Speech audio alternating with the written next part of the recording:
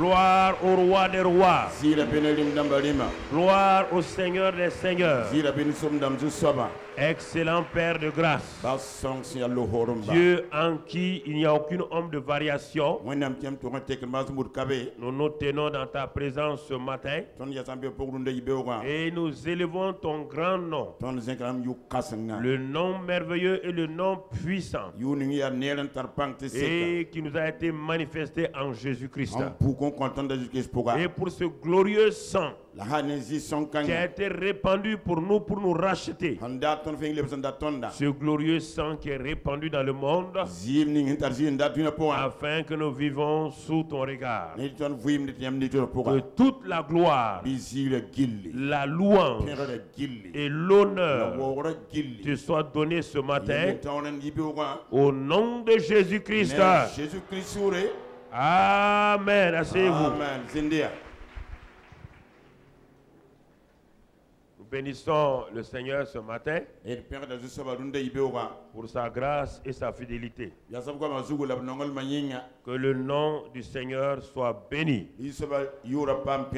Ce matin, nous allons voir un sujet important. Tous les sujets sont importants, mais chaque dimanche, chaque sujet est important.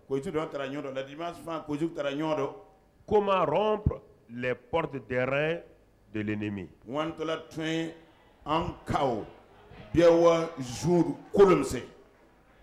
Comment rompre les portes, donc les portes d'airain de l'ennemi?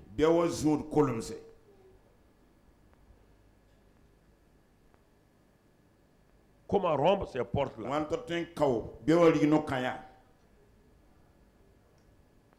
Bien-aimés frères et sœurs,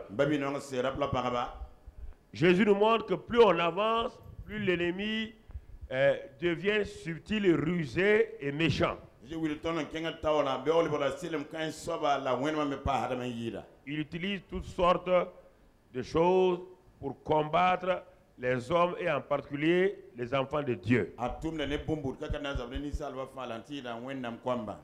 Alors, c'est pourquoi ce matin, nous allons pas à pas voir et que tu comprennes ce que Dieu veut nous enseigner ce matin. Dans l'évangile de Matthieu chapitre 16, que nous connaissons mais que nous ne cesserons de répéter,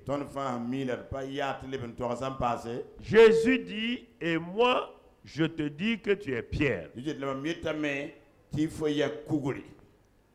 Et que sur cette pierre-là, d'abord, il dit que tu es pierre, ça veut dire que tu es un petit rocher. Et que sur cette pierre, maintenant, il n'utilise plus le même mot. Il dit maintenant sur le rocher. Il n'a pas dit que Pierre est le rocher.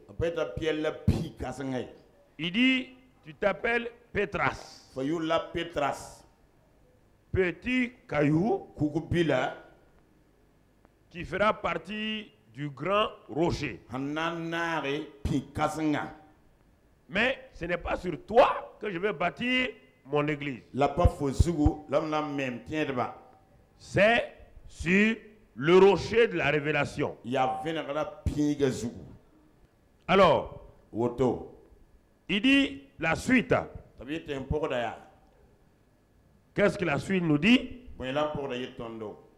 Il dit, je te donnerai les clés du royaume des cieux. Ce que...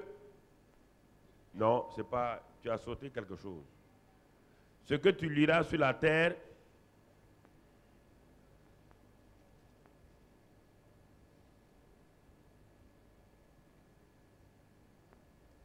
Bon, ce que tu liras sur la terre sera lié dans les cieux. Donc, il dit, ce que tu liras sur la terre sera lié dans les cieux. Et, mon frère, et il continue, ce que tu délieras sur la terre sera délié dans les cieux. J'ai dit qu'ils n'ont pas fini le verset 18. La partie que je voulais voir dans le verset 18, c'est la deuxième partie. Là, ils ont, voilà, vous revenez. Il dit, je bâtirai mon église. Et là, que les portes du séjour des morts ne prévaudront point contre elle. Donc, nous tirons ici le mot porte. Et nous partons lire dans Ésaïe 45. Ésaïe 45, verset 1. Ainsi parle l'Éternel à son oint à Cyrus, qu'il tient par la main pour terrasser les nations devant lui et pour relâcher la ceinture des rois, pour lui ouvrir les portes afin qu'elles ne soient plus fermées. Je marcherai devant toi, j'aplanirai les chemins montueux, je romprai les portes d'airain et je briserai les verrous de fer. Je te donnerai les trésors cachés des richesses enfouies, afin que tu saches que je suis l'Éternel qui t'appelle par ton nom, le Dieu d'Israël. Donc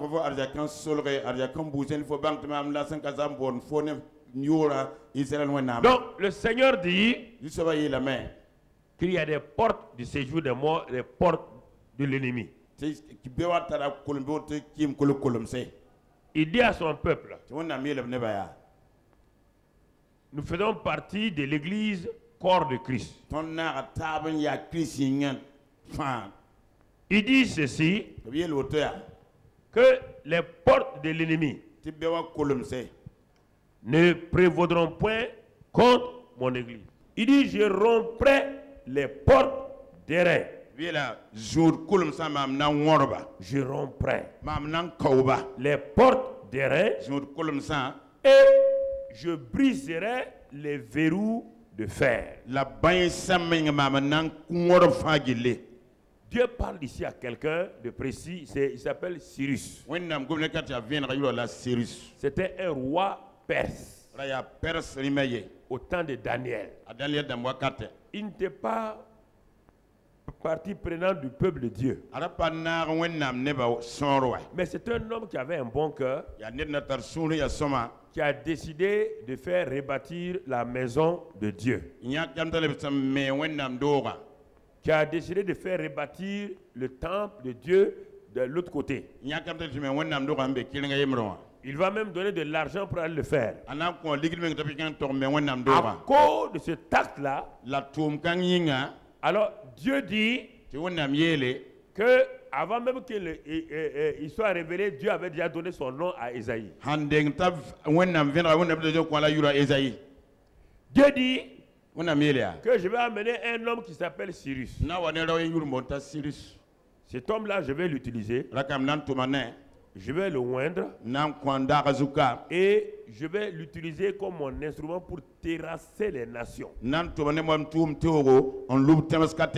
Et je vais marcher devant lui. J'aplanirai les chemins montueux. Je romprai les portes d'airain. Et je briserai les verrous de fer. Donc, voilà ce que je vais faire. Et Jésus nous dit qu'il y a des portes de séjour des morts. Cela veut dire que qu'est-ce qui nous porte? C'est un moyen d'accès qui permet à une personne d'entrer dans un lieu ou d'en sortir.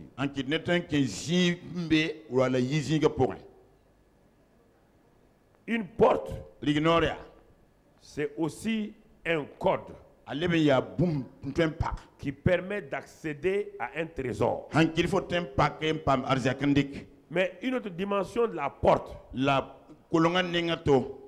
c'est une position d'autorité qui vous permet de contrôler tout ce qui est dans votre environnement. Et c'est pourquoi Jésus dit, je suis la porte. Donc Jésus est quoi? Il est premièrement le moyen d'accès au ciel. Personne ne peut entrer au ciel que par lui. Deuxièmement, son nom est le code d'accès à son autorité et à son pouvoir. Troisièmement, par son nom, il a l'autorité pour contrôler, dominer tout ce que l'ennemi veut faire.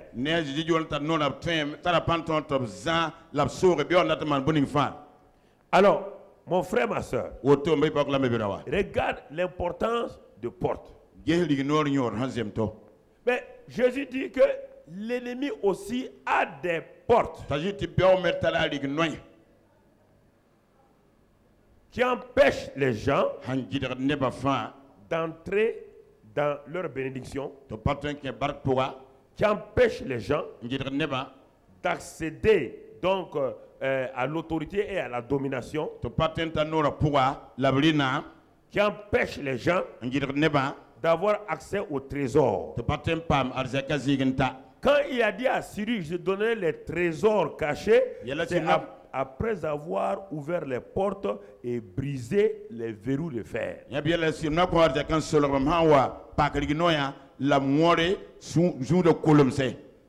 C'est après avoir fait tout cela qu'il dit à Cyrus, il y a des richesses enfouies.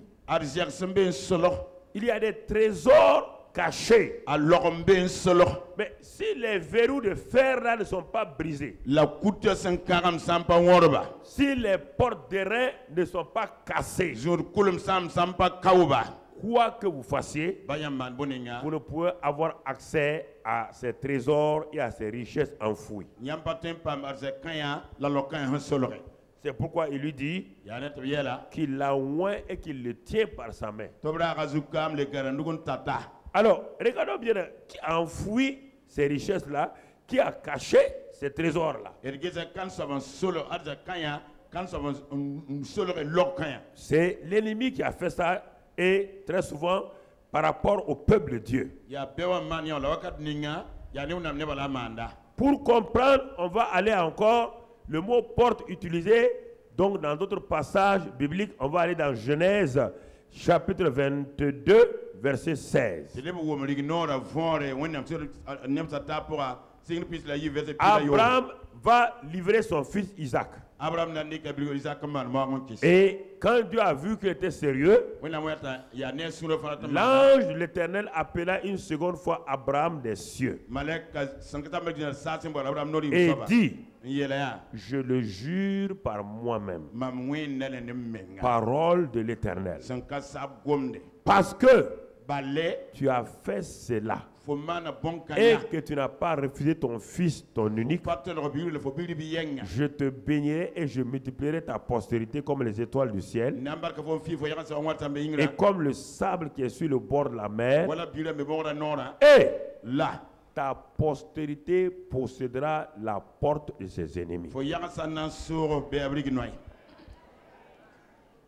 Ta postérité, premièrement, les Isaac, les Jacob, sur le plan naturel.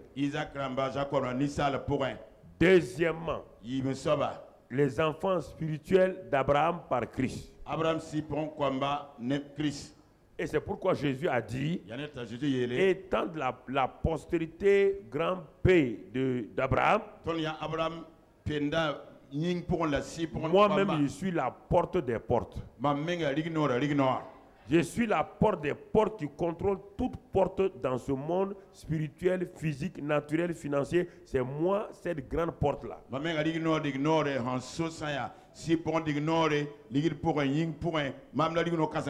Écoutez, il dit, je suis la porte.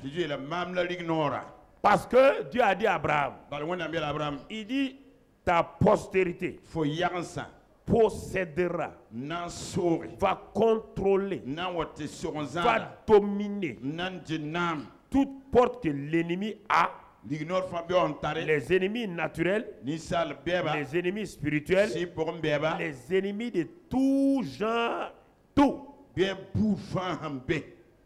à quoi de ça? Quand Jésus est venu, il n'y a aucune porte qui lui a résisté. Même quand il est allé mort dans le séjour des morts, est-ce qu'il est resté là-bas? Parce que le séjour des morts a une porte, c'est ça qu'il a dit. Il dit la porte du séjour des morts.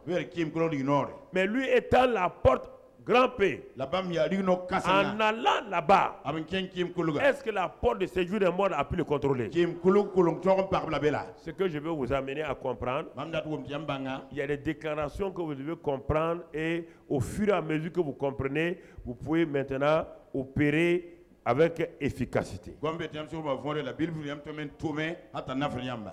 Parce qu'il y a plusieurs dimensions dans lesquelles l'ennemi agit. Il n'a pas de puissance, mais il a des forces, il a des ruses et il peut résister. Parfois, il peut nous empêcher par des ruses d'avoir accès à... C'est ça, de ça qu'on parle ce matin.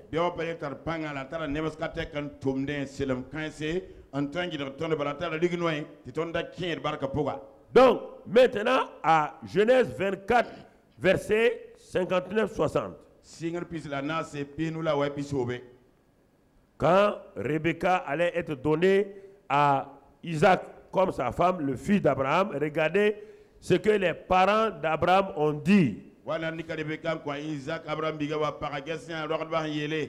Donc, Genèse 24, verset 50. Et ils laissèrent partir Rebecca, leur sœur, et sa nourrice avec le serviteur d'Abraham et ses gens. Il bénit Rebecca et lui dit: ô notre sœur, puisses-tu devenir des milliers de myriades, et que ta postérité possède la porte de ses ennemis. Écoutez-moi maintenant. Rebecca se trouve où? Est-ce qu'elle était là où était Abraham? Abraham était où? Sur la terre promise. Et Rebecca était dans le pays d'Abraham, l'autre côté.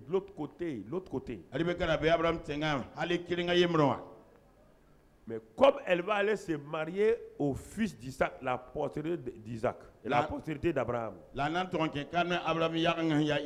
Regardez comment les parents vont être inspirés, dire la même phrase que Dieu a dit à Abraham lui-même.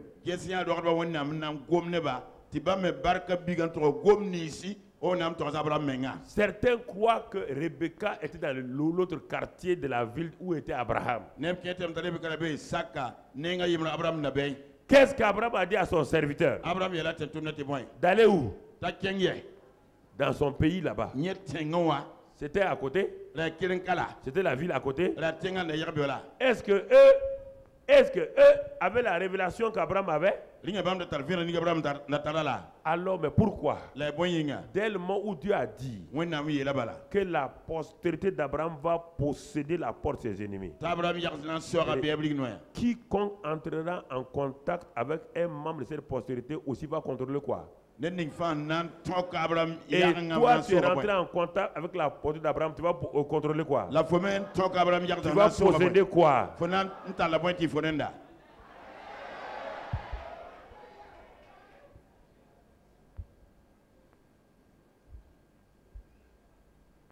Frère, tant que vous ne mettez pas en pratique un enseignement, ça ne vous sert pas. Le plus beau enseignement à l'école, si l'enfant n'apprend pas ses leçons, il ne réussira jamais à l'examen. Je vous dis, tu peux admirer ton professeur. Tu peux lui dire que c'est un professeur qui a la connaissance. Ça, c'est lui. Mais la connaissance qu'il te transmet là, il faut que tu ailles à la maison. La leçon qu'il t'a donnée là, t'asseoir toi-même maintenant avec ton intelligence propre. Regardez la leçon. Apprendre la leçon. Discerner la leçon. Et le jour de l'examen, c'est ce que tu as absorbé. C'est ce que tu as saisi que tu vas coucher sur le papier donc pour réussir. À l'examen, beaucoup de gens écrivent et ils remplissent des fiches. Mais il n'y a que ceux qui ont la connaissance qui vont réussir. Est-ce que vous entendez? Ce n'est pas parce que les gens sont rentrés dans la salle et ils ont eu des papiers et du bic. Ils sont en train d'écrire. Ils écrivent. Mais le jour de l'examen, on ne voit pas leur nom. Qu'est-ce qu'ils écrivaient? Rien. Mais pourtant, ils ont rempli 10 feuilles avec des intercalaires. Mais, écoutez, je vais vous dire des vérités que vous devez comprendre. Il y a un qui est assis. Il a rempli tout juste 2 pages. Il y a un qui est en train de remplir au moins 10 pages. Les gens disent, ah, ce type-là, il va avoir de bons résultats. Le jour de l'examen, il n'a même pas 5 sur 20. Donc il a rempli les fiches là, les feuilles là de quoi? Je vous pose la question, il a rempli ça de quoi? Répondez-moi. Je vais vous parler. C'est pas le non, c'est pas ça. Ce que tu as reçu là. L'as-tu saisi? As-tu saisi? Si tu as saisi, l'as-tu digéré? L'as-tu ruminé? Et ensuite l'as-tu sorti sous forme de minéraux et de vitamines spirituelles? Tout est là maintenant. Il ne s'agit pas, ah, je suis allé à l'église, j'ai entendu un message. Le problème, je n'ai pas entendu un message. Le problème, ce n'est pas que le message d'aujourd'hui est bon ou il n'est pas bon. Mon frère, ma soeur, tu peux aller à l'école. Ce n'est pas l'habillement du professeur là qui t'intéresse. Ce n'est pas la voix du professeur qui t'intéresse. Ce qui t'intéresse, c'est le professeur. C'est la connaissance qu'il détient là. Bah, tu sais que cet homme-là, là où tu es là, il peut transférer en toi des connaissances qui vont te permettre d'être demain comme lui ou d'être supérieur à lui. Mais ce n'est pas le transfert là qui est important d'abord. Le transfert, c'est le premier pas. Ce qui est important, c'est ce que tu as reçu là. Qu'as-tu fait de ce que tu as reçu? Dans la même classe, 50 élèves, 50 étudiants reçoivent les mêmes enseignements des mêmes professeurs. Ils arrivent à l'examen, il y a 10 qui réussissent et il y a 40 qui échouent. N'étaient-ils pas dans la même classe? Oui. N'avaient-ils pas les mêmes professeurs? Oui. Ceux qui ont réussi là, comment ont-ils fait pour réussir? Est-ce qu'ils avaient une autre connaissance mieux que les autres là?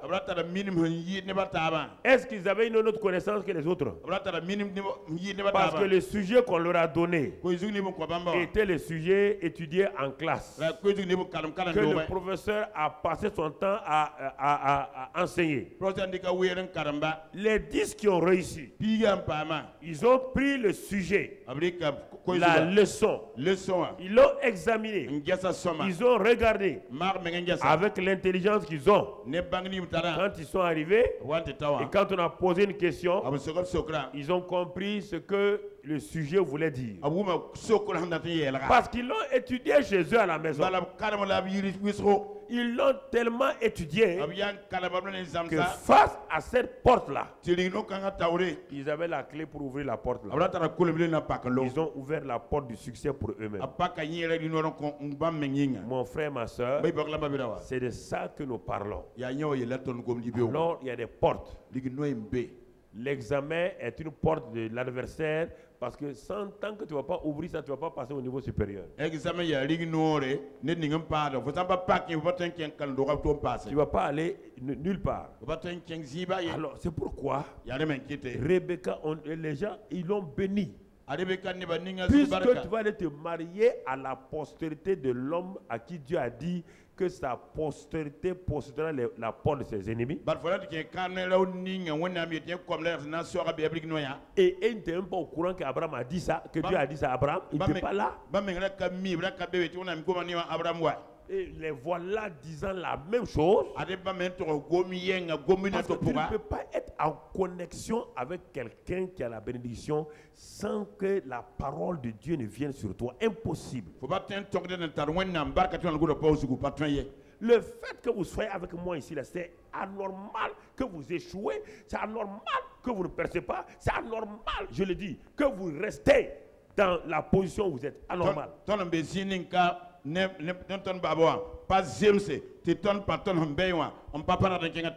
Anormal. Parce que ce que tu dois faire à la maison, ce que tu dois faire toi-même, tu ne le fais pas.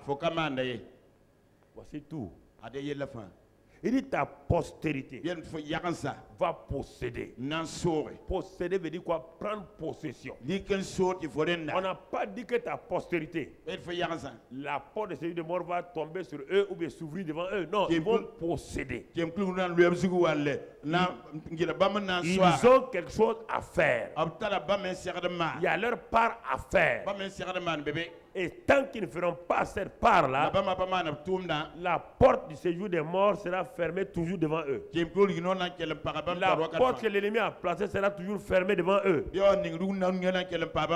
Et c'est pourquoi, mon frère, ma soeur, c'est important que nous saisissions ce que Dieu nous dit ce matin.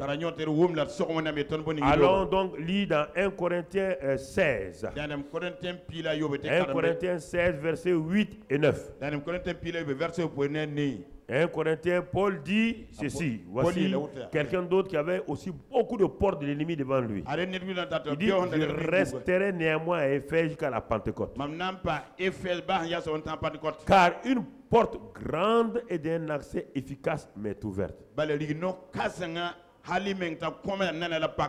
regardez la suite. Et les adversaires sont... Il est en train de nous révéler ce que nous disons. Paul dit, quand j'ai prié, c'est là qu'on va voir la porte. Une grande porte s'est ouverte. Mais quand j'ai regardé, les adversaires sont nombreux. Il y a toutes sortes d'adversaires. D'adversité. Ça peut être les démons. Ça peut être des êtres humains, ça peut être des circonstances, ça peut être la maladie, ça peut être toutes sortes de choses. Mais est-ce que Paul a eu peur? Il dit, dès le moment où la porte est ouverte et que les ennemis sont nombreux, mon frère, ma soeur, lis la suite. Lis la suite. Qu'est-ce que... Et au verset 8 et 9, c'est ça? Bon. Tu vas aller à Éphésiens 6, verset 19. Éphésiens 6, 19. Il dit, priez pour moi, afin qu'il me soit donné quand j'ouvre la bouche, de faire connaître hardiment et librement le mystère de l'évangile, pour lequel je suis ambassadeur dans les chaînes, et que j'en parle avec assurance comme je dois en parler. On est en train d'arriver tout doucement. Qu'est-ce qui va permettre de rompre les portes des reins? C'est la prière persévérante, la prière perspicace. Quand je parle de prière, il faut tout le temps comprendre. Quand je parle de prière, les gens pensent que le pasteur, non. Je n'ai pas dit de parler au hasard. C'est la prière. Quand Paul dit prier pour moi, il n'a pas dit de se réunir. Non. Il faut comprendre, on va le voir. Il y a des portes, mon frère. Quand tu avances, quand tu t'arrêtes devant la porte, quand tu parles, la porte s'ouvre. Satan a plusieurs portes. Il y a des portes, il sait que par la proclamation, la porte s'ouvre. Et après ça, il y a une autre porte qui te présente. Et cette porte-là, mon frère, et tu vas commencer à prier. Et quand tu pries, dans un premier temps, la porte là va s'ouvrir. Mais au fur et à mesure que tu avances, il te présente d'autres portes. Et il sait qu'il y a un trésor qui est là-bas et il va t'amener. Mais si toi, tu restes à la deuxième porte, la prière simple, demander et recevoir. Les portes sont ouvertes devant toi. Mais il y a une troisième porte. Il y a une quatrième porte. Et ces deux dernières portes-là, il y a la porte maintenant de la louange à Dieu dans les circonstances difficiles. Et enfin, il y a la porte de la prière perspicace, persévérante.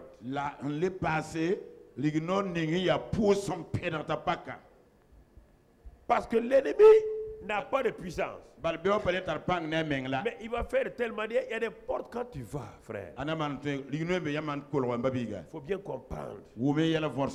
Il y a des portes, c'est facile. Quand tu arrives, tu pousses seulement, ça tombe.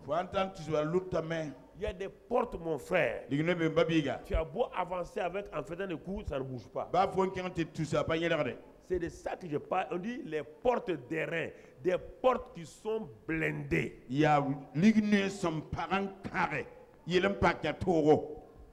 Et souvent nous nous contentons des bénédictions des premières portes que nous avons ouvertes. Derrière chaque porte, il y a une bénédiction. Mais les trésors enfouis, cachés, les richesses enfouies que Dieu a pour nous, l'ennemi est parti mettre ça loin. Et il sait qu'il y a des portes que nous ne voulons pas franchir.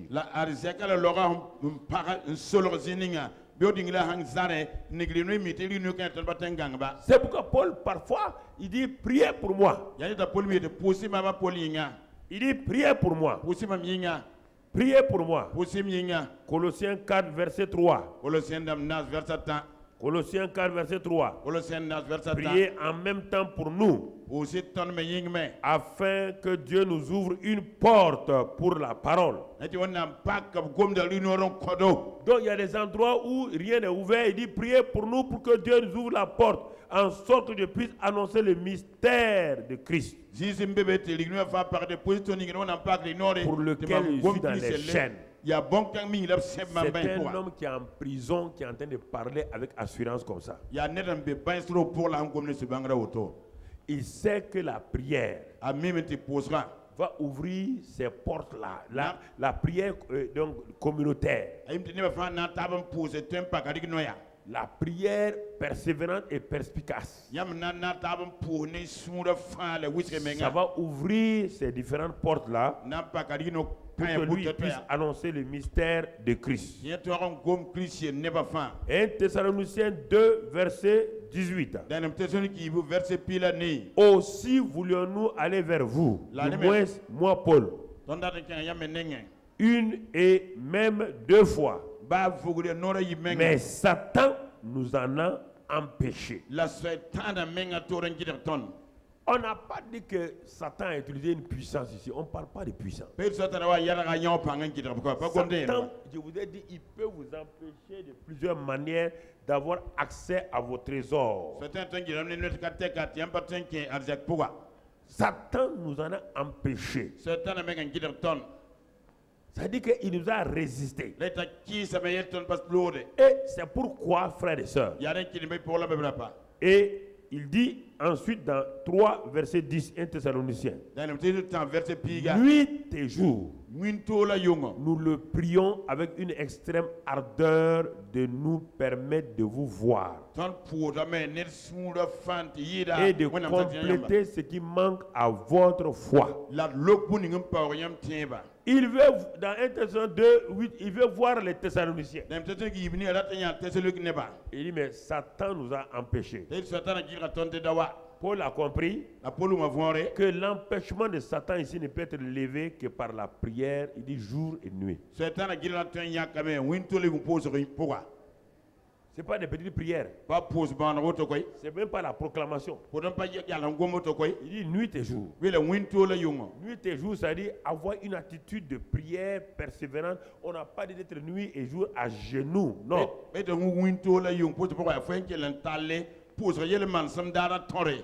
Prier et proclamer et parler beaucoup en langue. Jusqu'à ce qu'il y ait une paix dans votre cœur. C'est en ce moment que vous savez avec certitude que Dieu vous a exaucé. Dans Daniel 10, d'abord, ouvrons là-bas, mais je vais, avant que vous l'ouvrez, dans Daniel 9, Daniel a fait une prière pour les 70 années de captivité. En 3 minutes, Dieu a répondu.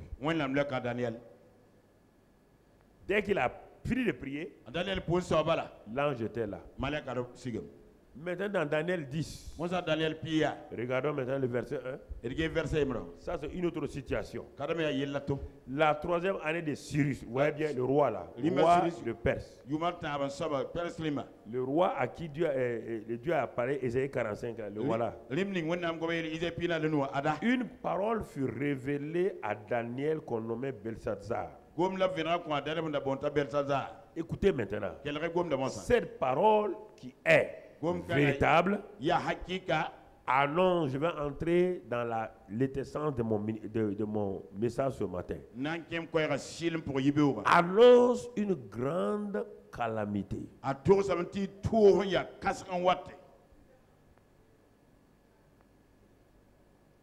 Qu'est-ce que Daniel a vu? Une grande calamité.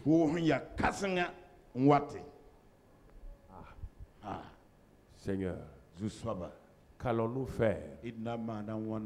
Qu'allons-nous faire devant la calamité? Écoutez-moi sérieusement. C'est un code que je vous donne ce matin. Annonce une grande calamité. Il fut attentif à cette parole. Et il eut l'intelligence de la vision.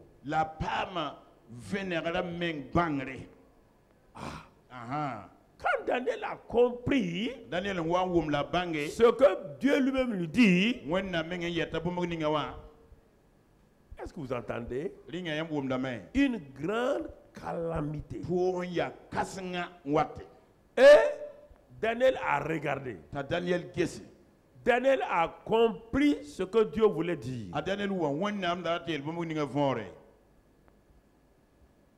C'est la porte d'airain que Satan a placée contre le peuple, le pays.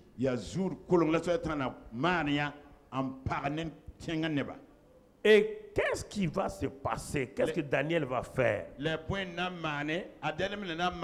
que Daniel s'est levé, allé à gauche, à droite, a dit aux gens, ah frère, j'ai eu telle vision? Non. Est-ce qu'il a fait cela? Est-ce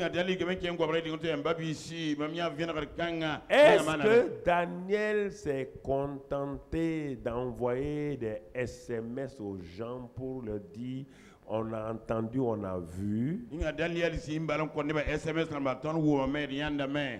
Est-ce que les SMS résolvent les problèmes de calamité?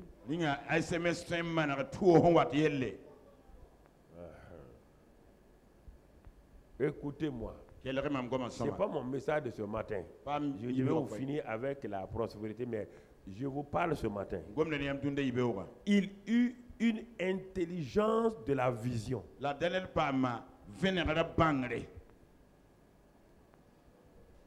Et là, qu'est-ce que Daniel va faire?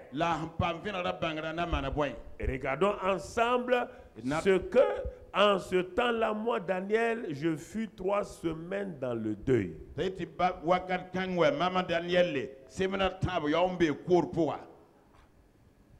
Personne n'est mort, voilà un homme dans le deuil. Ça veut dire quoi? Il est tellement subjugué par la vision qu'il est découragé. Il demande, Seigneur, est-ce qu'on peut s'en sortir cette fois?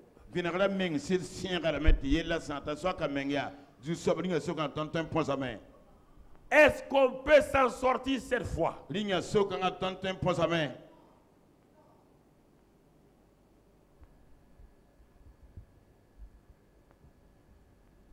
3 semaines dans le deuil. 3 semaines. Et qu'est-ce que Daniel va faire? Lisons la suite. Lisons, je ne mangeais aucun mets délicat.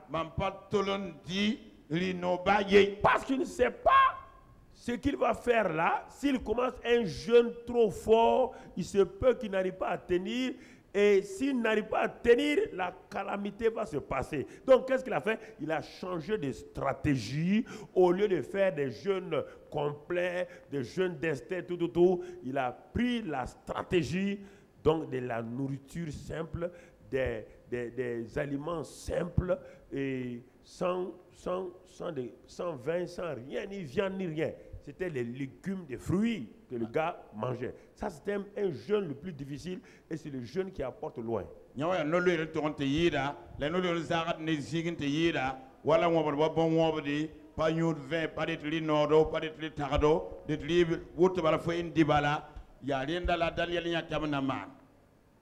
je ne moignis point jusqu'à ce que les 3 semaines fussent accomplies.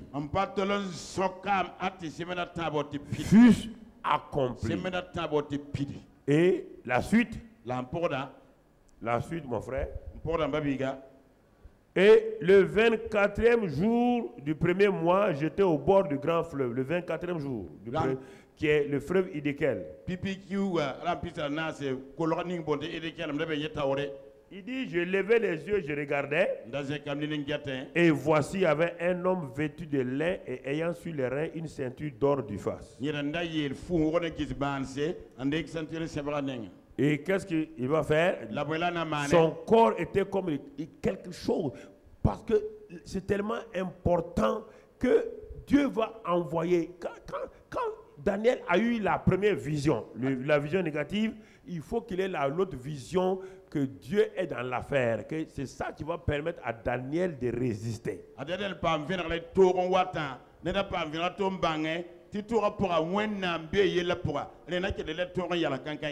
Alors, regardons la suite. Regardons la suite. Il me dit, verset 12, c'est ça. Daniel ne craint rien. Car dès le premier jour où tu as eu à cœur de comprendre et de t'humilier devant ton Dieu, tes paroles ont été entendues. Et c'est à cause de tes paroles que je viens. Mais regardez, dès le premier jour, tes paroles ont été entendues et pourtant rien ne s'est passé. Mais pourquoi?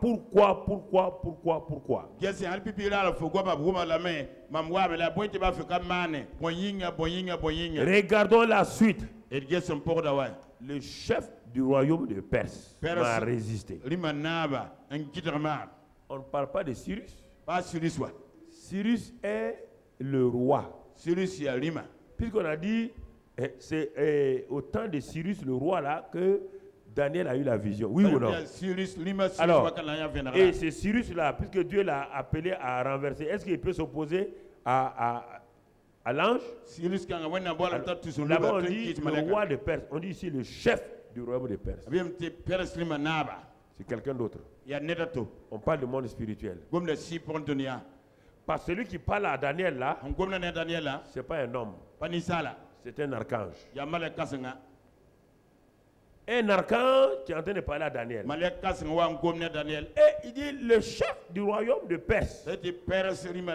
Daniel n'a pas dit, ah, c'est Cyrus qui fait ça. Non. Daniel a compris qu'il parle de quelqu'un d'autre. Il y a le roi physique de Perse qui s'appelle Cyrus. Il y a le chef. Dans Ephésiens 6, vous pouvez comprendre ça là-bas. Il y a le chef. De même qu'il y a des rois naturels, de même que Dieu a aussi des ambassadeurs spirituels, Satan aussi a des chefs. Chaque nation, chaque ville, partout, il a mis une hiérarchie de chefs. Et voici le chef de la Perse, de lui qu'on parle. Le chef de Perse, c'est à lui qu'on parle. Mon frère, ma soeur. On ne parle pas de quelqu'un d'autre. On parle d'un esprit. Il m'a résisté.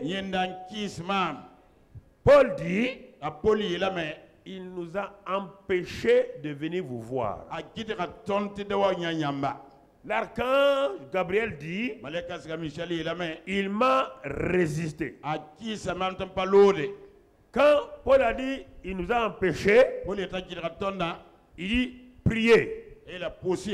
Il dit, il m'a résisté. Mais qu'est-ce qui a fait alors qu'il a pu percer pour venir? C'est la prière perspicace, persévérante et ce jeûne spécial de Daniel là qui lui a donné la force de continuer et qui a permis donc à la porte des reins d'être brisée.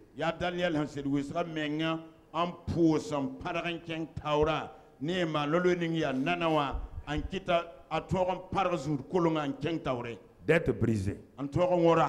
Est-ce que tu comprends? Lisons la suite. Le chef m'a résisté 21 jours, mais voici. Michael, l'un des principaux chefs. Maintenant, vous voyez bien, il parle des chefs de Dieu. Donc, il y a les rois de la terre, dont fait partie Cyrus. Il y a ceux qui se tiennent à la brèche comme les Daniel,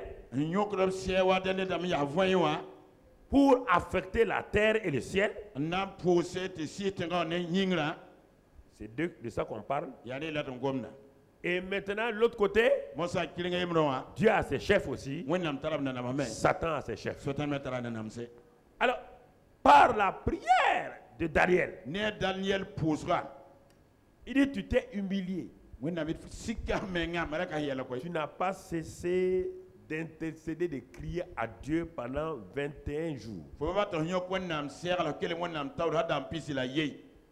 21 jours, mon frère.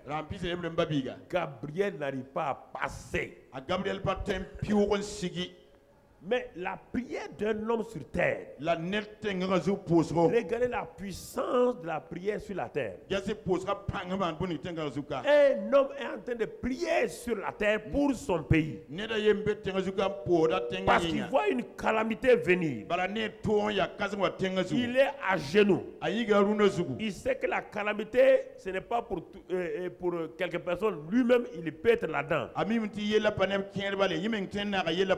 Mon frère, ma soeur, en ce temps-là, ce n'est pas les SMS qu'il faut envoyer aux gens.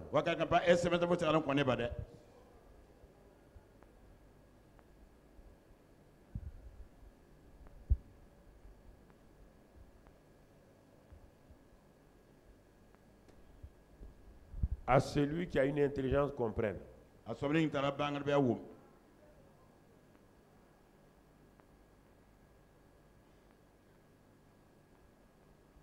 Ok. Continuons. Qu'est-ce qu'il dit? Qu'est-ce qu'il dit? Et voici, Michael, l'un des principaux chefs, est venu à mon secours.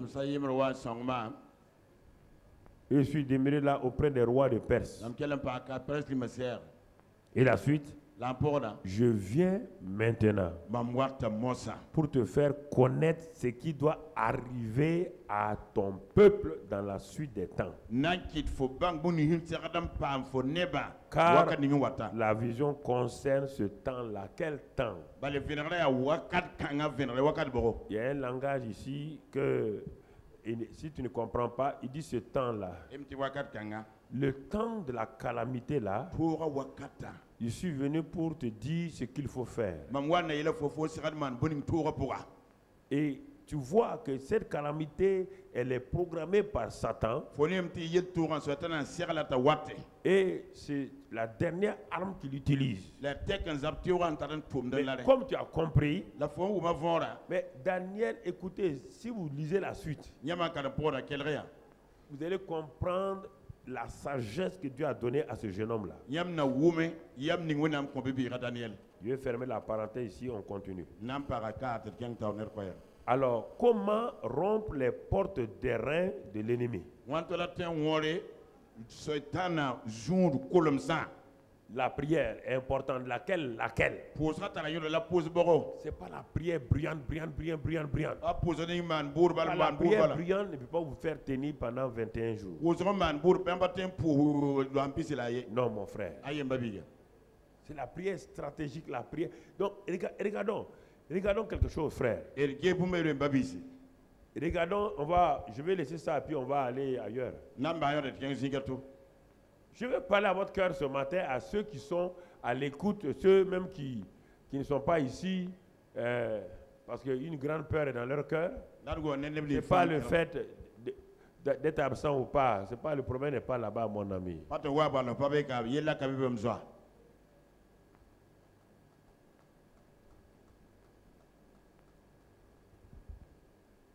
Bon, on va aller.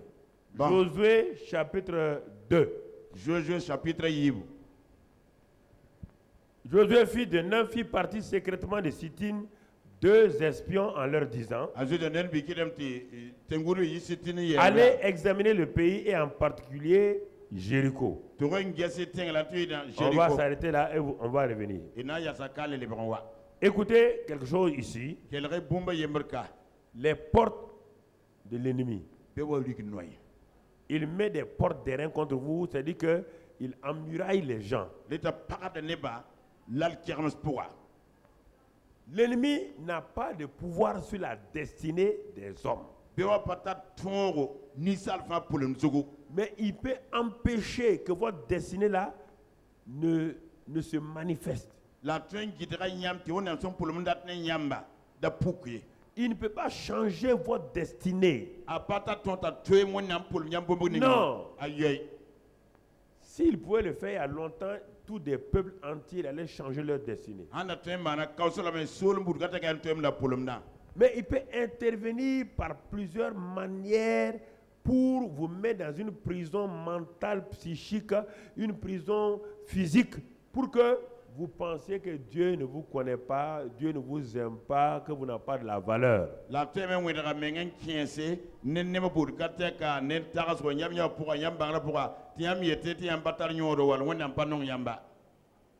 C'est ce qu'il va faire. Israël arrive devant la terre promise. Et ils sont là. Et voici que brusquement Josué, au lieu d'attaquer, Dieu lui dit de faire partie 2 espions pour examiner tout le pays. Et au lieu de rester là, Dieu lui dit, et en particulier Jéricho.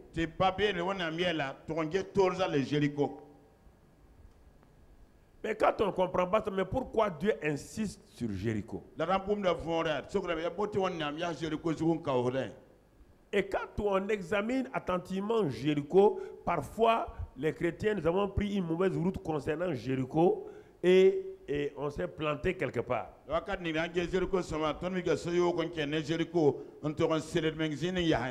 Il dit d'aller examiner. Il n'a pas dit d'aller faire quelque chose à Jéricho.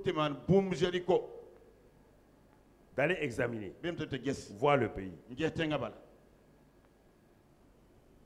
Alors que la Bible dit que Jéricho est une ville où personne ne peut rentrer, personne ne peut sortir. Alors, si personne ne peut rentrer à Jéricho, personne ne peut sortir. Tous les habitants de Jéricho, là, ils sont prisonniers de qui? De la ville, non? Mais quand on les regardait, naturellement, ils sont prisonniers. Mais à Jéricho, il y avait quelqu'un qui était important aux yeux de Dieu. Le fait que Jéricho soit tombé, ce n'est pas pour les enfants d'Israël. Non. Vous allez comprendre. Pour vous résumer tout cela, Jéricho n'empêchait pas Israël d'avancer là-bas. Mais pourquoi Dieu a inspiré Josué à aller examiner, en envoyant 2 espions dans une ville forteresse? Tu sais bien que s'ils arrivent là-bas, on les reconnaît, on va les tuer. Mais quand Dieu, en son temps, veut libérer la destinée de quelqu'un, il prend toutes les mesures.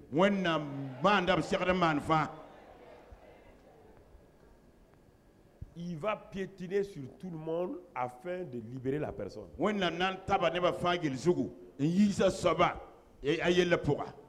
Donc, d'une pierre, Dieu veut faire 2 coups.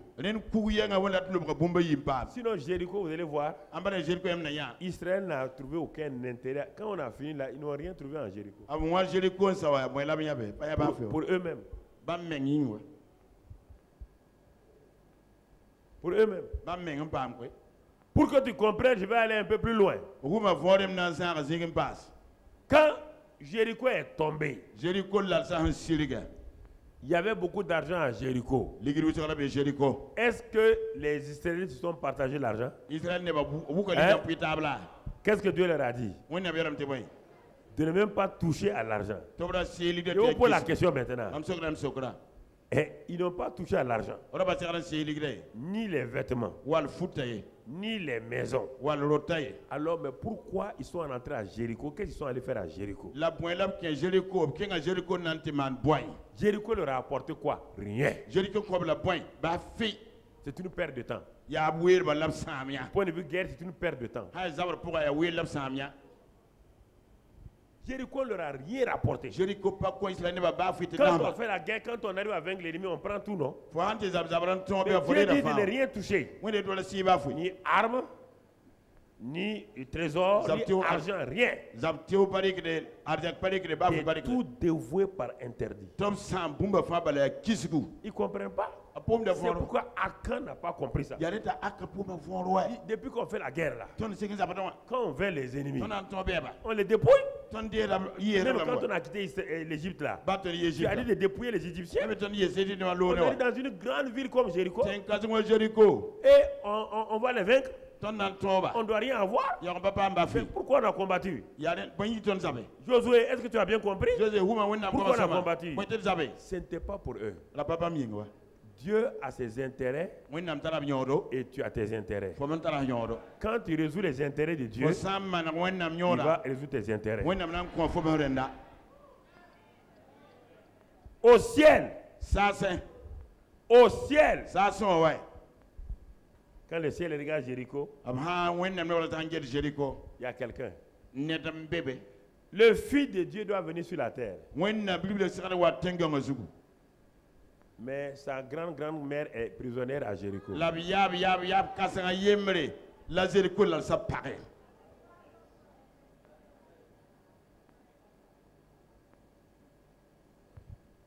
S'ils arrivent à avoir tout le pays de Canaan,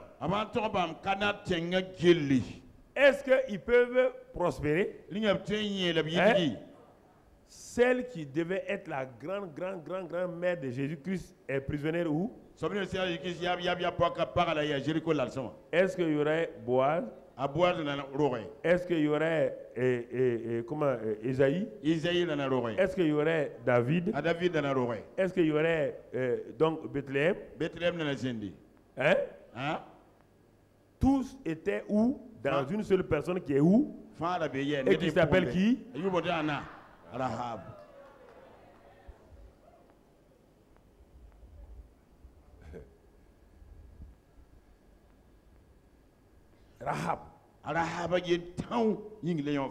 Toute l'importance de la tombée de Jéricho, c'est pour libérer cette femme-là seulement. Elle sera la première païenne à intégrer, donc comme Jésus l'a. Vous voyez bien, il a dit que quand Jésus est venu, il a réconcilié les Juifs et les païens. Mais avant que Jésus ne vienne, déjà, Israël va intégrer une païenne dans la maison. Mais ce n'est pas fini. Pour que Rahab ne soit pas vue des gens. Quand ils sont rentrés à Jéricho, les deux espions, est-ce qu'on leur a donné le nom Rahab? Est-ce que Josué savait qu'il y a une Rahab à Jéricho? Est-ce que les deux espions savaient qu'il y a une Rahab à Jéricho? On dit qu'ils partirent. Ils arrivèrent. Où est-ce qu'ils ont été conduits? Comment ont-ils été conduits chez Rahab? Est-ce qu'un Israélien peut demander d'aller dormir dans la maison d'une prostituée?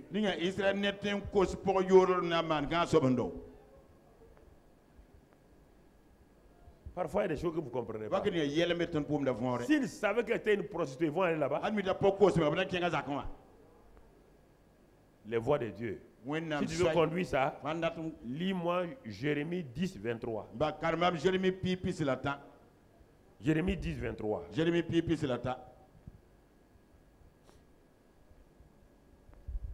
Jérémie 10, verset 23. Jérémie, chapitre, verset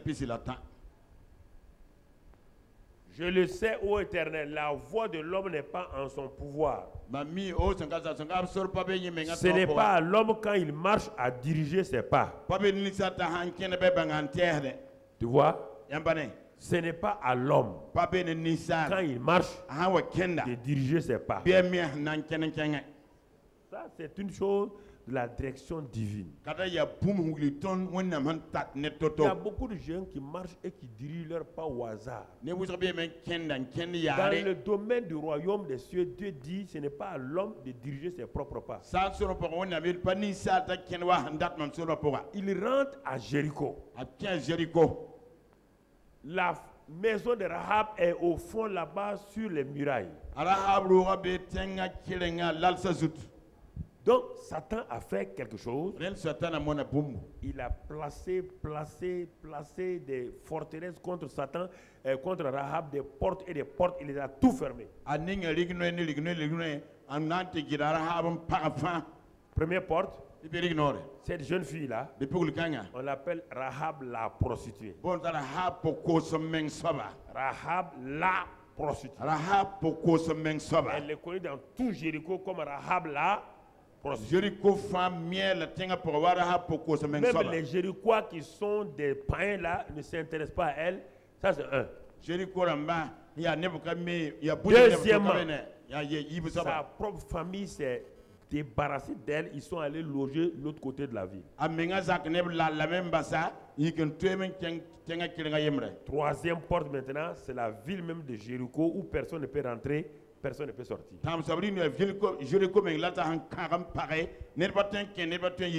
Toutes les autres villes étaient ouvertes sauf Jéricho. Regardez l'importance. L'importance. Toutes les autres villes d'Israël, le Canaan, étaient ouvertes. La seule où se trouve Rahab. Et si Rahab n'est pas délivrée, leur présence en Canaan n'a aucun sens.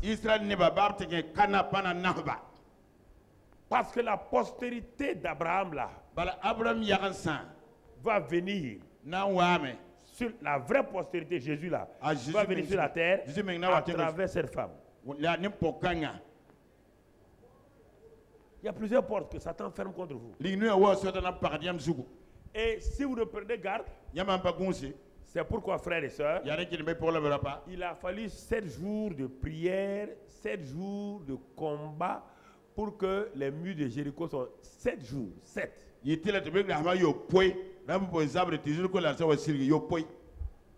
Vous entendez? Il a fallu 7 jours, 7 prières pour que le ciel s'ouvre avec la prière d'Élie. Il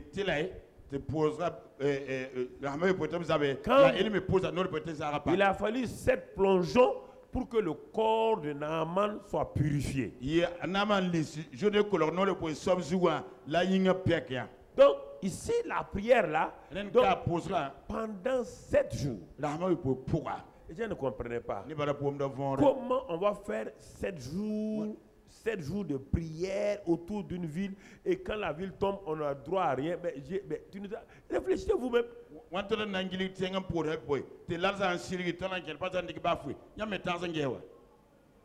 Mais les officiers de Josué ont dit, mais chef, cette fois-ci là,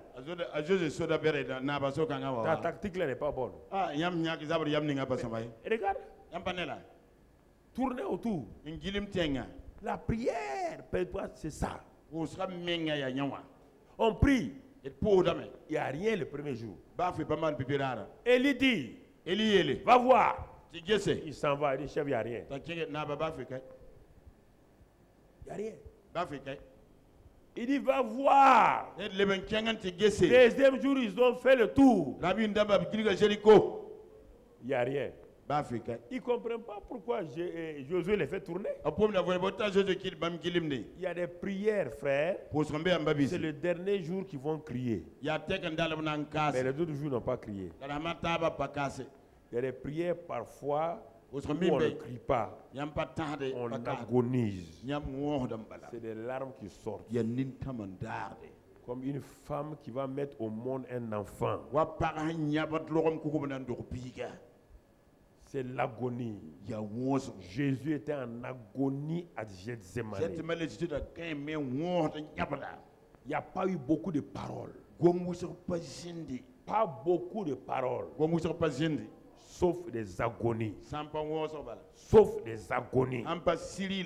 Et c'est pourquoi de Gethsémani, il a pu affronter la croix face. Quand il a fini, il a dit allons-y. Allons-y. Le chef de ce monde est déjà jugé. Pourquoi? C'est là-bas, à Gethsémani, que ses entrailles. Là, Jésus pourra. Il a tellement agonisé que sa sueur est devenue comme des grumeaux de sang. Et c'est ça que Josué et son armée, ils ont fait. Crier.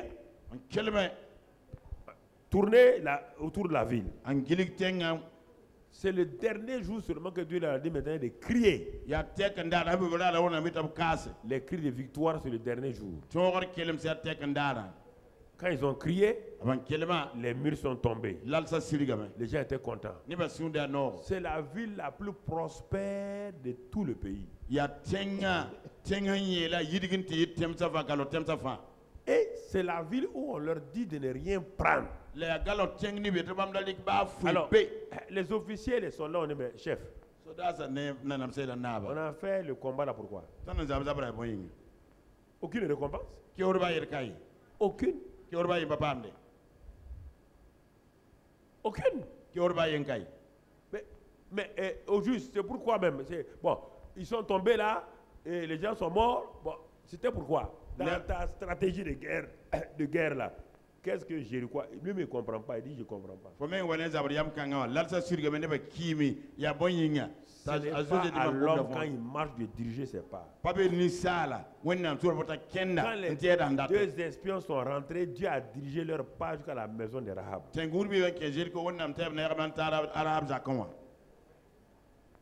Diriger. Diriger leur pied. Dieu dirige comme cela. Une famille qui n'a pas à manger. Elle crie. Un homme sort de sa maison. Il va aller dans tel endroit. La pensée dit va à gauche. Il va à gauche. Tourne à droite. Il tourne à droite.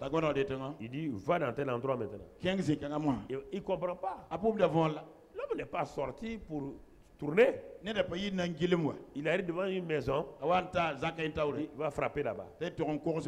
Il s'en va frapper. Mon frère. Il trouve toute une famille. Ça fait 3 jours qu'ils n'ont pas mangé. La mère et les enfants n'ont pas mangé. Il dit il faut les nourrir.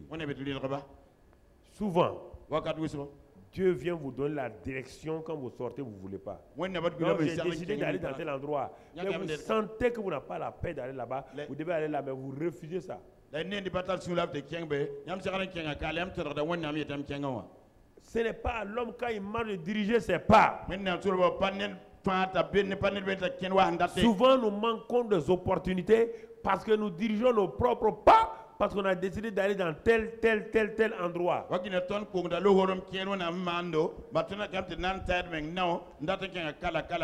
Non, mon frère, non, ma soeur. Si tu apprends à dépendre de Dieu, comme les 2 espions, mais quand ils sont arrivés, c'est eux qui ont... Dieu a fait qu'ils ont parlé à Rahab. Regardez comment Dieu avait préparé déjà tout ça. Parce que Rahab avait entendu, comme tous les Jérichois, que le peuple était un peuple puissant et que Dieu a fait de grands miracles.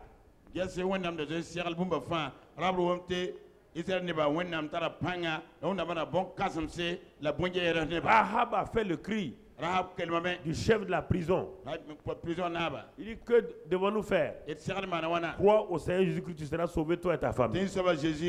Rahab a dit aux espions de Josué, il faut penser à moi. Et c'est elle qui va sauver sa famille et elle-même. Quand dans Josué 6, ils sont arrivés, ils ont renversé la ville. Josué a dit de laisser la vie à la prostituée. Ce nom-là la suivait partout, la prostituée. Josué ne savait pas que cette femme-là avait un effet sur sa propre vie. Ils ont pris Rahab, ils l'ont intégrée, et la tribu de Juda a accueilli Rahab. Elle s'est mise dans la tribu, pas la tribu de Benjamin, pas la tribu de Ruben, la tribu de Juda. Et c'est là-bas que un des gars, parmi la tribu de Juda encore, la famille donc de David, c'est-à-dire que David n'était pas né encore. C'est un des grands-parents de David qui est venu marier Rahab. Et c'est ainsi que les choses sont venues. C'est pourquoi la lignée de Jésus-Christ dans Matthieu 4, tu trouves Rahab et une deuxième femme, Ruth.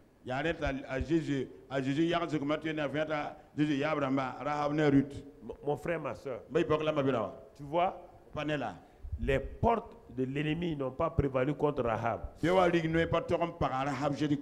Et dès qu'elle est rentrée dans la lignée, dans ce peuple-là, toutes les portes ont été ouvertes sur sa vie. Que toutes les portes du Seigneur sont ouvertes devant toi. Et que jamais aucune muraille ne puisse te rendre esclave. Qu'aucun Jéricho ne puisse prévaloir contre toi. Que toutes les portes que l'ennemi a fermées contre toi soit ouverte au nom de Christ Jésus. Et que la gloire de Dieu vienne dans ta vie au nom de Jésus. Assois-toi. On va aller vers la fin en disant acte 12, tu connais bien. Acte 12, Pierre était en prison après qu'on ait tué Jacques. Quand on a tué Jacques, alors on a arrêté aussi Pierre. Ici, la porte de l'ennemi, c'est la mort. Tuer les chrétiens, tuer les responsables. Il a envoyé la porte du séjour des morts. Il a envoyé contre Jacques. Avant que l'église se rende compte, Jacques est mort. Quelque temps, ils apprennent que c'est Pierre qui est sur le chemin de la mort. Qu'est-ce que l'église a fait? Versets 2 et 3. Qu'est-ce que l'église a fait? Ah, ils ont croisé les bras. Allons au verset 3. Et voyant que cela était agréable aux Juifs, il fit encore arrêter Pierre. C'était pendant les jours des pains sans levain. Et après l'avoir saisi et jeté en prison, il est mis sous la garde de 4 escouades de 4 soldats. Ça veut dire 16. Avec l'intention de le faire comparaître devant le peuple après la Pâque. Pierre donc était gardé dans la prison. Vous voyez encore. Qu'est-ce qui s'est passé cette fois-ci? L'église ne cessait d'adresser pour lui des prières à Dieu. C'est ça. Ne cessait. L'église, nuit et jour, a décidé de prendre le taureau par les cornes pour que la porte du séjour des morts ne prévale pas contre Pierre. Parfois, l'église a des replis qui sont des replis stratégiques négatifs parce qu'il se replie pour aller se cacher. L'église est offensive et non pas défensive. Quand vous vous défendez, vous subissez la domination de la position ennemie.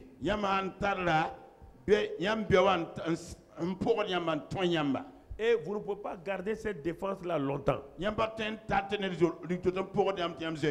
Tôt ou tard, dans votre défense-là, il y aura une faille quelque part. Une équipe défensive peut tenir pendant 88 minutes. Les 2 dernières minutes, il suffit qu'il craque. L'autre équipe qui est offensive peut mettre 2 ou 3 buts.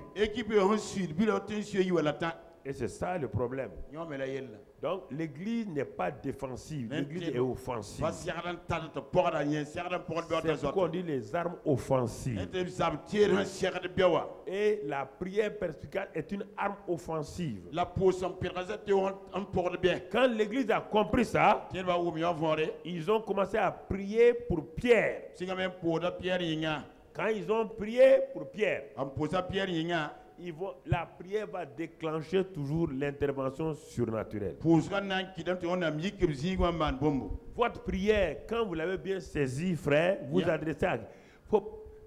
Le problème, c'est que les gens prient, on ne sait pas à qui ils s'adressent. Tant que vous n'êtes pas conscient à qui vous adressez, votre prière est vaine. Les gens prient par peur. Tu vois, le mot Seigneur dans leur bouche là, c'est un vain mot. Ils ne pensent pas, Seigneur, tu vois, on a des difficultés, il y a des épreuves ici maintenant. Ils pensent à eux-mêmes. Non. Ils adressaient à Dieu. Ils savaient que Dieu écoutait. Un homme, une femme qui intercède doit d'abord savoir que Dieu écoute sa prière. Le problème, les gens veulent aller prier dans la peur. On n'a pas dit que la prière résout les problèmes. C'est la prière de la foi qui est adressée à un Dieu, le Dieu réel, et qui continue tous les jours. C'est ça qui produit le résultat.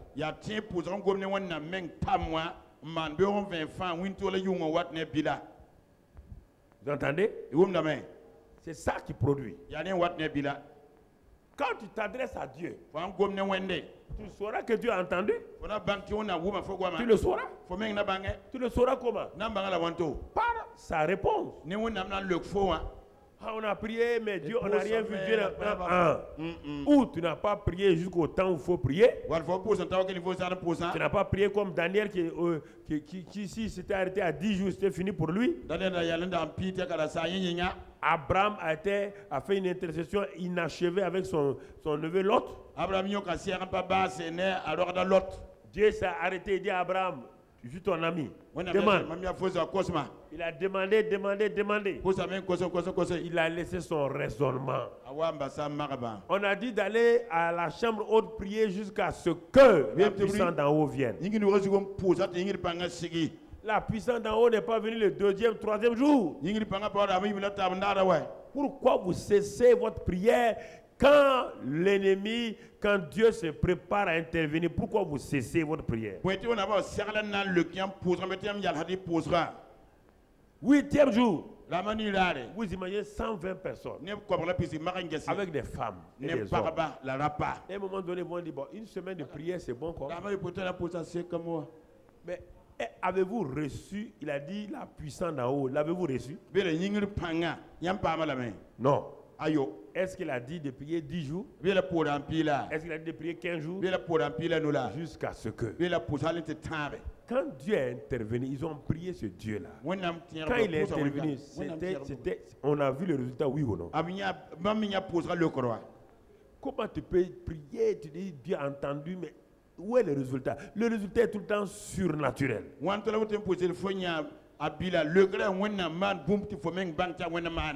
Quand le ciel s'est ouvert, le vent est venu. Le feu est venu. Ils ont été remplis du Saint-Esprit. Ça a été rendu visible devant tout le monde. Priez jusqu'à ce que. Élie a prié jusqu'à ce que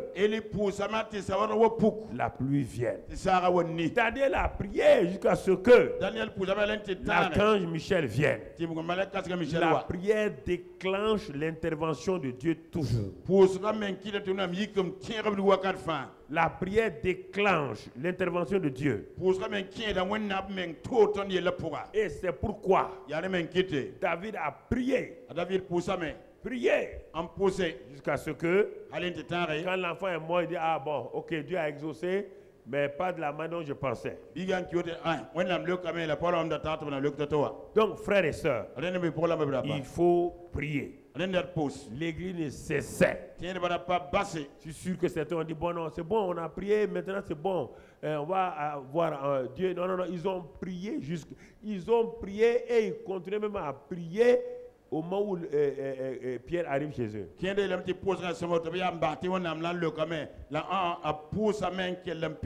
ont dit cette fois-ci, on ne va pas laisser qu'on tue Pierre. On va prier jusqu'à ce que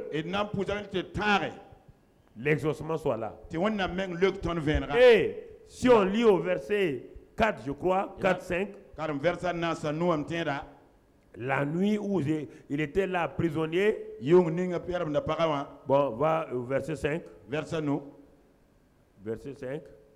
Pierre donc était gardé dans la prison et l'église ne cessait. Bon, va au verset 6. La nuit qui précéda le jour où Hérode allait le faire comparaître.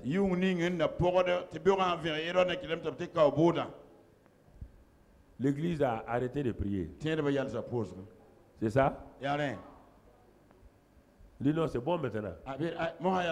Quelqu'un s'est levé et dit, moi, j'ai senti que Dieu nous a exaucés. C'est ça le problème. Tu as senti. Le résultat de la prière se voit toujours, on ne sent pas. La nuit, il y a des petites prières, comme je l'ai dit, des proclamations, c'est bien. Mais ici, là, quand c'est les portes des reins, la nuit qui précéda le jour où Hérode allait le faire comparaître, Satan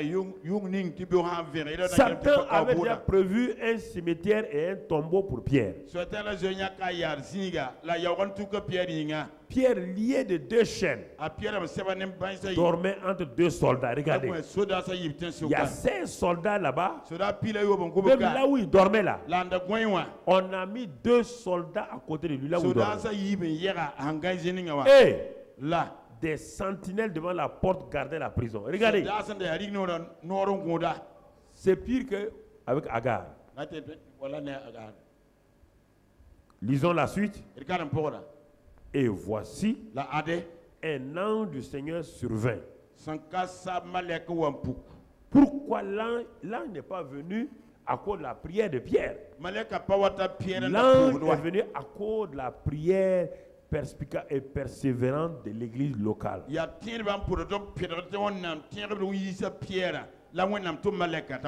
Et quand l'ange est venu, il va faire sortir Pierre. Regardons, il réveilla Pierre en le frappant au côté et en disant, lève-toi promptement. Les chaînes tombèrent de ses mains. Tu vois l'intervention surnaturelle de Dieu lorsque la prière est faite avec vraiment persévérance, perspicacité et avec foi. Les chaînes tombèrent de ses mains. Et là, on lui dit, mets ta ceinture et tes sandales. Et il fit ainsi. L'ange lui dit encore, enveloppe-toi de ton manteau et suis-moi. Pierre sortit et le suivit, ne sachant pas ce qui se faisait par l'ange fut réel. Et s'imaginant avoir une vision. Lorsqu'ils eurent passé la première garde, puis la seconde, regarde, ils arrivaient à la porte de fer qui mène à la ville. Et Pierre et l'ange frappèrent la porte. Ils ont scié la porte. Est-ce qu'il y a une porte qui peut s'arrêter devant la prière de l'église? Est-ce qu'il y a une porte de fer dans une ville qui peut arrêter la prière de l'église? Jamais. Parce que quand l'église prie, quand l'individu prie et prie jusqu'au bout, l'intervention divine surnaturelle est toujours là. Toujours là. Frères et sœurs. Et ça c'est important que nous comprenions. Elle s'ouvrit et qui s'ouvrit. S'ouvrit comme d'elle-même. Que toutes les portes de fer s'ouvrent devant toi au nom de Jésus. Que toutes les portes de fer que l'ennemi a fermées contre toi, empêchant d'entrer dans ta destinée, que l'intervention divine fasse ouvrir ses portes au nom de Jésus. Que le Seigneur dans sa grâce envoie ses anges pour te secourir dans ta situation au nom de Jésus. Car aucun homme ne pouvait rentrer dans la prison de Pierre. Il n'y a que les anges, des êtres surnaturels. Aucun homme naturel ne peut t'aider. Mais je vois les anges de Dieu qui viennent à ton secours. Ils te font tomber tes chaînes au nom de Jésus. Et aucun homme ne peut les voir. Et ils ouvrent les portes des reins devant toi au nom de Jésus. Et ils interviennent en ta faveur au nom de Jésus. Parce que tes prières sont entendues et exaucées au nom de Jésus. Tes larmes vont cesser de couler au nom de Jésus. Ton angoisse est finie maintenant au nom de Jésus. Parce que le Seigneur a entendu tous ces cris que tu as poussés pendant toutes ces années, ces mois et ces jours. Et il intervient en ta faveur au nom de Jésus. Au nom de Jésus. Au nom de Jésus. Au nom de Jésus. Quand, arrêtez, asseyez-vous.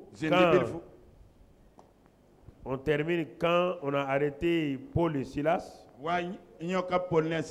Paul est prophète et Silas est apôtre. On les a arrêtés. Cette fois-ci là, l'église n'est même pas au courant. Mais comme Paul et Silas sont arrivés à une maturité, ils ont attendu, ils disent à minuit, on va commencer à minuit. À l'heure de minuit, c'est facile de prier. Dans ton heure de minuit, quand il y a le silence, les gens sont prêts à intervenir. À minuit, ils ont commencé à prier. Paul dit maintenant, je vais te dire un secret, Jérôme. Tu es un jeune prophète. Quand personne ne prie pour toi, le moyen le plus rapide pour que les portes s'ouvrent, que les portes des prisons s'ouvrent, que les fondements soient ébranlés, il faut louer Dieu. Ah. Parce qu'il n'y a personne pour prier. Tu es dans une situation où personne n'est au courant. Je vous assure, chaque fois que vous vous levez pour louer Dieu, Satan ne veut pas et votre corps ne veut pas ça quand ça ne va pas. Pourtant, c'est ça qui ébranle vos propres portes et vous venez rendre témoignage à tout le monde. Ils ont commencé à louer et à chanter donc les louanges de Dieu. Et il dit tous les prisonniers les entendaient. Ils ont rempli la prison des louanges de Dieu. Louer Dieu là. Tu vas voir les bénéfices. Je parle de la louange sacrificielle. La louange sacrificielle ne plaît pas au corps. Mais elle est la plus puissante des formes de prière que toutes les prières que nous faisons. On va continuer ça dans la semaine pour que tu comprennes. Alors mon frère, quand ils ont fait cela, il est dit à un moment donné, les murs de la prison, les fondements ont été ébranlés. Les portes sont ouvertes. Les chaînes sont tombées. Dans le cas de Pierre, il a fallu l'ange. Mais Paul était plus mature que Pierre. On n'a pas vu Pierre en train de prier. Pierre s'est découragé vite. Il faut des gens pour prier pour lui. Il y a des chrétiens qui se découragent vite. Il faut des gens pour prier pour lui. Il y a des gens qui sont matures, qui saisissent leur cas et ils commencent à louer Dieu. Comment peut-on louer Dieu quand ton dos est flagellé et quand tes mains et tes pieds sont dans les chaînes? Ça, c'est ça qu'on appelle la louange sacrificielle. Mais